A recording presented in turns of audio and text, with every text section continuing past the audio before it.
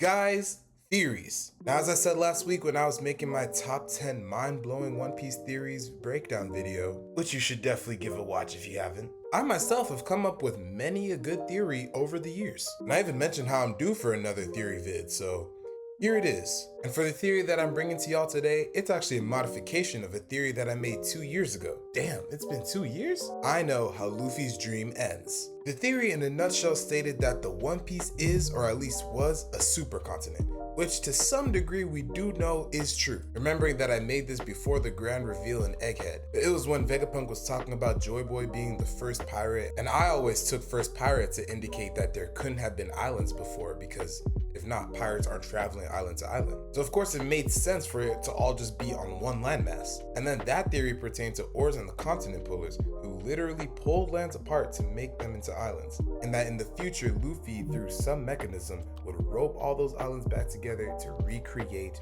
the original Pangea. But the theory I'm saying today modifies that idea with what we know now, because I believe that the destruction of the Red Line will be the key to solving everything that we ever wanted to solve in One Piece. So strap in, because this is going to be why the Red Line must be destroyed. But before we get too deep into it, y'all, please, y'all already know what to do. Like the video, okay? That's incredibly important. Subscribe to the channel for more anime content just like this every week, and share it around with all your friends who love the series. You know what we always say here, let's get it going. Oh, make sure you subscribe to me and my boys over at CSY. So when I say that the Red Line must fall, where did that come from? Well, it comes from the idea that some part of the One Piece itself is the world being whole or in one piece, as in nothing is obstructing its large expanse of ocean. Part of it may still be the recreation of the supercontinent that once existed, but again, whether that would happen or not, I'm still debating at this point. I mean, I do think that Luffy would love the idea of a huge sprawling continent because it's just more space to explore. But regardless of if you think that that will happen or not, the Red Line falling still stands. Because here's the thing,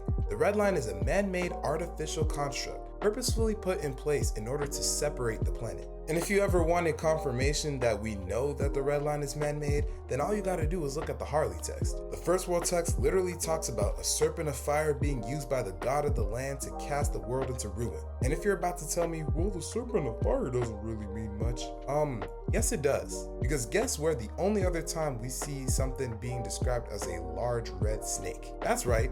It's when we first met Dory and Bragi and they were talking about the Red Line. Now as to who put the Red Line there and through what force, whether it was like some ancient being or maybe the coalition of the 20 kings, we can't say for sure. But considering who lives up there now, I got some assumptions. As such, bringing down the Red Line will be the first step in truly unifying the world and returning it to its original state. This theory also tracks with the idea that the Roger pirates found that they were too early, as the Nika fruit, which I imagine is in some way required for this to occur, was still dormant, still waiting for the right time, the right person. Oh, and small aside before we continue, if anyone was doubting that Luffy would have the power to do that, to bring down the Red Line, do we remember who Luffy is? Because I assure you, mark my words, we are going to get the Bajrang gun Gatling, and that is going to be enough to cause it to crumble. So between him and Loki, who we literally just saw being the god of destruction, with his casual spam attack capable of wiping out islands, yeah, something tells me I think we have enough firepower. And if anyone doubts that Loki and Luffy are teaming up in the final battle,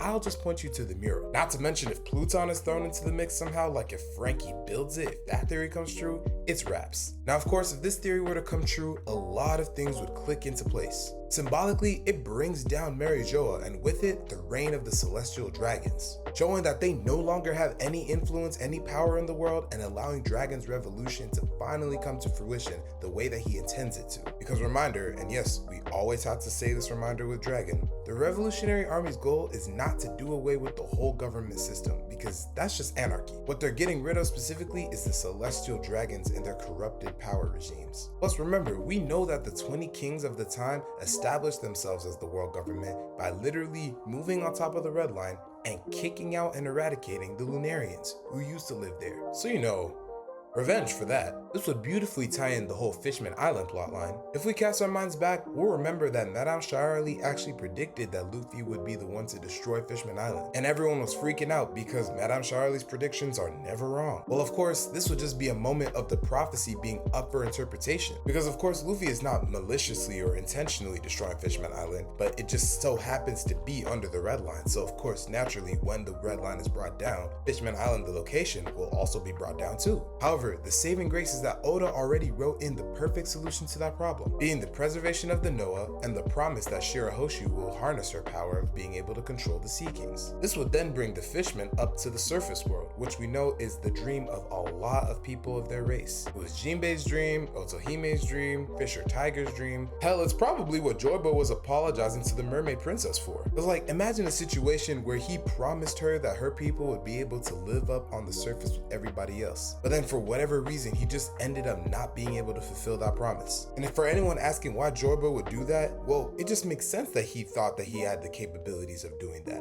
They're literally trying to make him king. So obviously Joyboy, being this benevolent king, was like, I'm going to make sure everybody, every race, all my friends can all be together. And for anybody who's still doubting, might I just remind you that inherited will is One Piece's greatest theme. So if that's what Luffy's about, you bet your bottom dollar that that's what Joyboy's about. And there's a reason that the literal fruit of freedom escaped the governments for so long. This will also tie in the whole island whale plotline. Think about this. We always see the island whales just bashing their heads against the red line. When we first saw Laboon, that was what he was doing, and everybody was just like, well, that's just a crazy ass whale. Then we learned about Brook, and we were like, oh damn, Laboon is trying to just get back to his friends. But then we got to the New World, and we saw that the island whales on this side of the Grand Line were also doing the exact same thing. So the idea here is that they used to be able to swim freely, go where they want, but the insertion of the red line actually messed up their natural migration patterns. So bringing down the red line will allow them to resume their natural state of being, while also allowing for the reunion between Brook and Laboon. Now, of course, with the red line destroyed, this would also allow the people of the world the ability to come together, be in community, learn from each other, have fun,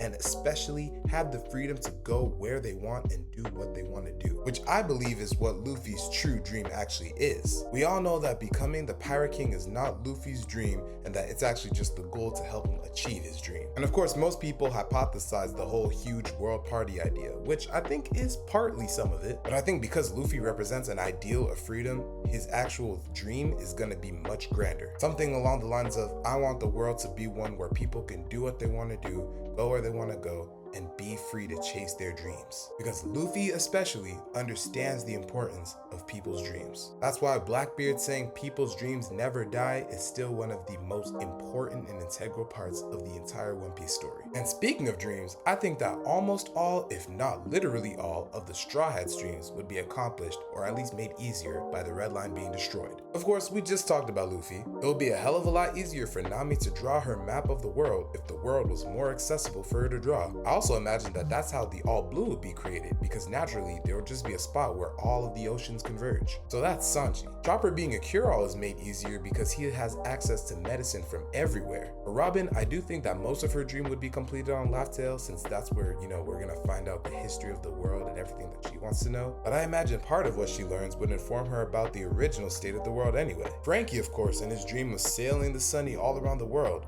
Well, now you can. And we already mentioned how Brook would get to see Laboon again. Zoro's and Usopp's are the two that don't really count because theirs is more validation based and also more personal. And they don't really require travel in the same way that everybody else's do. But even then, imagine being able to, explore more places to be brave or encounter way more swordsmen. I'm just saying, I don't think there's any reason that the red line needs to stay up. The red line is simply a symbol of oppression and separation, which will need to be bring down in order to bring forth this new world that everybody keeps wanting. The new dawn is only going to be completed in one way. But I want y'all to let me know what you think about this theory in the comments below. Do you believe that the red line is falling? Actually, is there anyone who doesn't believe that the red line is falling? And if so, why not? That's not an attack either, just genuine question. I'm curious, but let me know. And while you're at it, make sure that you're liking the video, subscribing to the channel, and sharing it around with all your friends who love anime. That's gonna be all from me. I'll catch you on the next one, and always remember, One Piece, one life. Now, if you'll excuse me, in my school, we have to fight the admin. We're starting our very own revolutionary army.